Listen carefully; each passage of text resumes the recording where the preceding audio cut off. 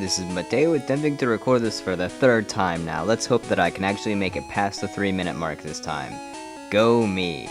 And my horrible luck of getting interrupted whenever I attempt to record. But whatever, we are now currently going to the 8th and final gym to take on the final gym leader and get our final badge so that we may go on to the Indigo Plateau and become a Pokemon Master or Champion or whatever our goal is.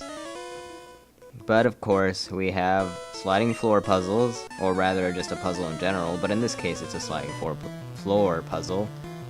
And also trainers, including tamers, which really don't see that much, especially outside of gyms. We just saw them in Koga's, maybe Blaine's in this gym. Oh, Tauros, how I hate you because of recent Fire Red shenanigans. I finally caught one, but it took at least an hour and a half. So, hooray for that. But I also have another story with that. And that while attempting to find the Tauros, I actually found a shiny Nidorino, and if you read the description of the last video, then you already know of this, but I'm just pointing it out here because not everybody reads the description and it's something to talk about. I wasn't really paying attention, I was just kind of listening for Tauros' cry because I ran into it before, so I knew what it sounded like. And so I was like surfing the webs, watching somebody else's video or something, and then I hear a little sparkle sound. So I'm just like, wait a second, what? So I look down and I see the Nidorino, but I see that it's blue, and it took me like 4 seconds, well not 4, but like 2-3 seconds to register the fact that it was shiny. In which case I started freaking out, and then I realized, oh crap, it's in the Safari Zone, it could run away, and then I'd lose the shiny. So I threw one Safari Ball, and it broke free. And then I'm just completely freaking out because I know it's going to run away, but it didn't.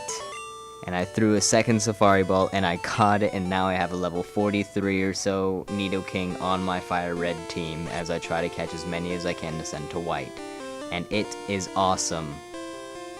It is incredibly satisfying to hear that little swing, or whatever the sparkle sound effect is, every single time you send it out. It is cool. But yeah, and then like half an hour, 45 minutes later, I finally caught the Tauros. Which, it's weird though, because Tauros has the higher catch rate, and yet I had a much more difficult time catching it than I did Chansey, which has a much lower catch rate. Chansey I caught on my 3rd try, Tauros I caught on like my 30th or 40th, so yeah. That was pretty bad. But either way, back to this game, like 10 years before all this even happened. This gym is full of ground types and fighting types and poison types, so Slowbro is going to be amazing during this part. And we also have Dugong as backup, and Dugtrio as backup for the poison types at least. So yeah, we're almost... There's actually an item in this gym, and that's strange. You don't normally see an item in a gym. In fact, I think this is the only item in a gym ever, now that I think about it. So there's that. I have one other story, and this happened this morning, in that in the single hour that I had been up when this happened, I managed to completely destroy something. I was mowing the lawn this morning for like the first time in like 5 or so weeks because it just has not rained here at all. So, and the grass finally grew some, so I had to go mow the lawn, and I was doing so, and I was almost done when I hear this like pop sound, and there's smoke coming out of the lawnmower. So I'm just like, crap. So I went to go get my dad, and he's looking at it. He had me stand back as he tried to get it running again, and it made this really bad sound. So we started looking around at it, and then we saw that on the lawnmower, a piece that had fallen off. So we're just like, okay, that piece fell off, we could just like snap it back on and then it should be working. And then we looked closer and we saw this hole I don't know about the size. It was like about the length. I'd say it was like 3 inches by 2 inches, maybe. Just that big of a hole in the side of the engine wall. So basically, I kind of blew up the engine of a lawnmower within the first hour of me being awake. So, go me. And it sucks too, because I was so close to being done. Now there's just that, like, one side of the lawn that isn't mowed whatsoever. And whatever, there's nothing that we can do with it. It was just kind of an, like, oh my god, what the heck kind of moment. And also, Slowbro reaches level 50, so if a Pokemon hasn't reached level 50 yet, we finally have one that has. Yay for cough, I still stand back and cover my mouth, and yet it's probably louder than anything so far. What the? That guy looks familiar, and he's dyed his mustache a bright green. Or whatever looks like his mustache. It's no longer yellow. Giovanni. Really? Well, if you've watched the anime, or actually looked at the trainer card, you could see that it's like a silhouette of him and there's a giant question mark, but you could still see, like, his blobness. Although it probably wouldn't be obvious to one who hasn't played one of the versions of this game before, but it was obvious to me with the fact that they tried to hide it. But whatever. Either way, he specializes in ground-type Pokemon. So, water, grass, and would work. He also has the Persian over here, which is a normal type, so only fighting types work on it. Well, are super effective. Anything else can hit it except for Ghost, but why would you use a Ghost? Nidoqueen is the bulkier, more defensive ground poison Nido. You could use either Psychic, or Ground, or Water, but wow, okay. He suited it up with special attacks, and Nidoqueen's and Nidoking's special really isn't that bad.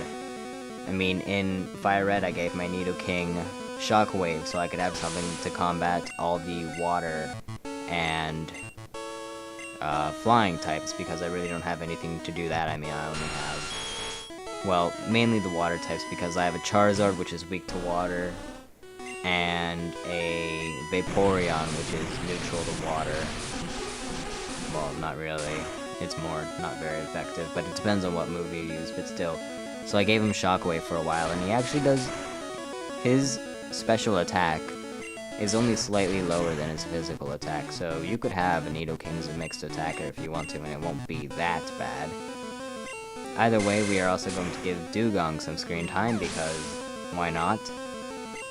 He's helpful in this battle. And lastly, we have Rhydon. I was contemplating sending out Pikachu and aiming for the horn, however, that would have been just a waste of a turn. And Pikachu probably would have gotten hit with an Earthquake or something, plus we already had Dugong out, and a critical hit, which is a nice way to end off. And that was probably one of the quickest gym battles ever. Like, Koga took longer. No, not really. And Fire Red took longer. My god, he almost beat me. But, whatever. Yeah, now that we have all 8 badges, we can go to the Pokemon League, and which, if you don't remember, in the... I think it was the second part, not the first. In the second part we attempted to, but then Lavir / Gary / Rival / whatever you called him stopped us and went... And we battled him in his level 9 Pidgey and level 8 Eevee. Or, no, not a Pidgey, a Spearow, but that's besides the point. Well, we can finally go there now that we have 8 badges, and we can just hope that he doesn't continue his running gag of stopping us wherever we go, especially in the same place again. Even though that fight was optional, most people know about it, and I wanted the experience and to show it off. So let's go ahead and heal up our Pokemon, because it's the Pokemon League. The Elite Four are sure to be difficult. So let's do this. We're nearing the end. I've said that for... This is like the 3rd episode in a row that I've said that. Hooray for me. If you cut down that tree, you can go talk to that guy over there, or if you surf. Either way, you could get the It's either the TM or he teaches Dream Eater, which is pretty useful if you also have Hypnosis or something, and Hooray. Oh, why? Why did you? Yeah, okay, hi. One last time, fine. And he has 6 Pokemon, so this might actually be a bit of a challenge. However, we have...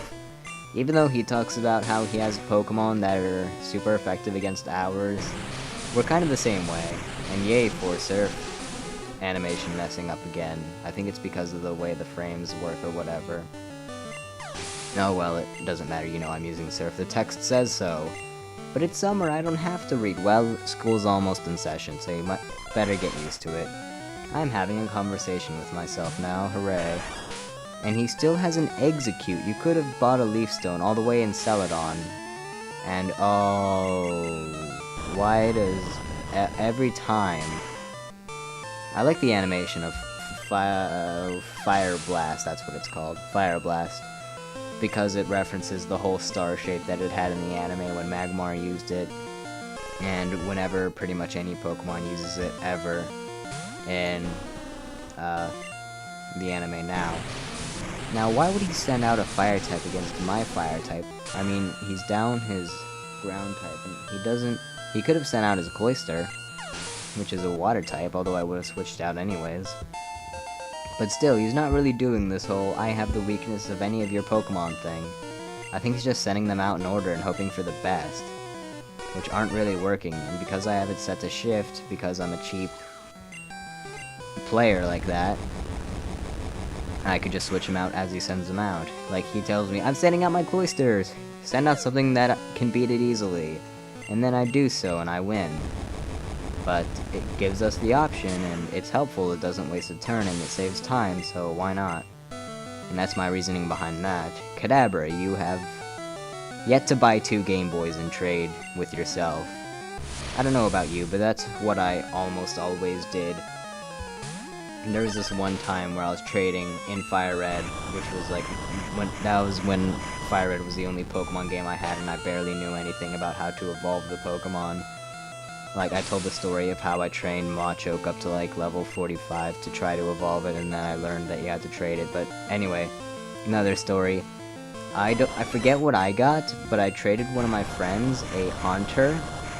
And he was just, and then all of a sudden it started evolving, and then that was the very first time I ever saw a Gengar, and I was like, oh my god, dude, send it back to me. He's just like, no way, man, this thing's cool.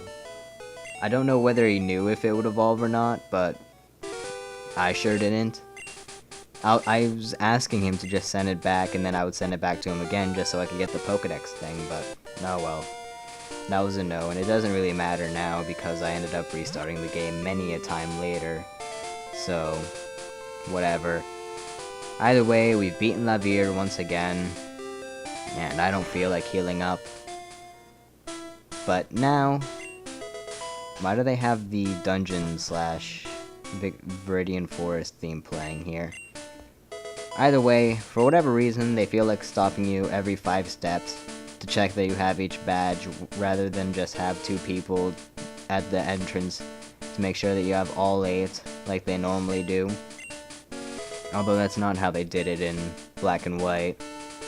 They had the whole 8 things again, that the doors would open up if you had the badge, which I both liked and hated. I mean, it took forever, but it was still kind of cool to see all the scenery based on each gym leader. And they even put a ice puzzle thing, and yay, the people who were cops earlier are now swimmers, and they're in the middle of the ocean. Why even have this surf area? I'm not sure about this game, but in Fire Red and Leaf Green, you can actually find Pokemon here. I caught a Gyarados here earlier, a long time ago, just because I was bored and wanted to figure out what I could find, if anything.